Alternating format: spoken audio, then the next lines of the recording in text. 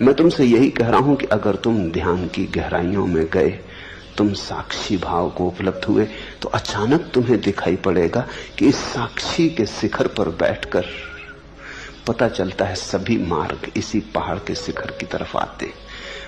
उन मार्गों के प्रारंभ होने के बिंदु कितने ही भिन्न हो, उनकी अंतिम पूर्णाहुति एक ही शिखर पर होती। सभी मार्ग वहीं आ जाते हैं जहां साक्षी भाव है।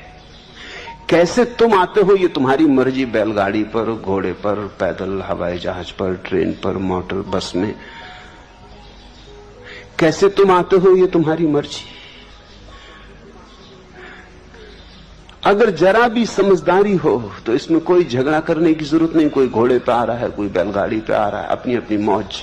कोई मस्जिद से आ रहा है, कोई मंदिर से आ रहा है, कोई प्रार्थना करके आ रहा है, कोई ध्यान करके आ रहा है, कोई नाच के, कोई चुप बैठ के।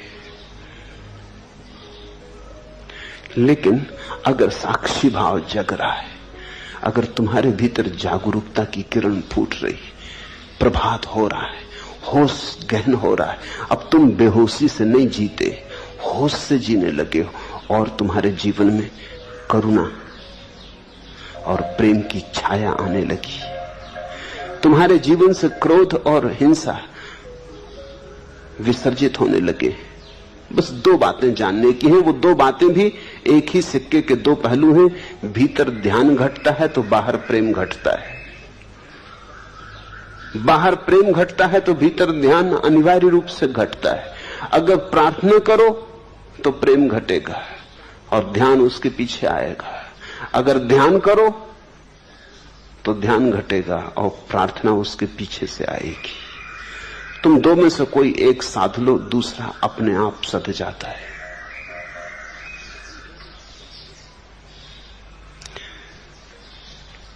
साक्षी में पहुंचकर ही तुम्हें सारे जगत के सत्यों के बीच समन्वय की प्रतीति होगी। उस अनुभव की तरफ मेरा इशारा है।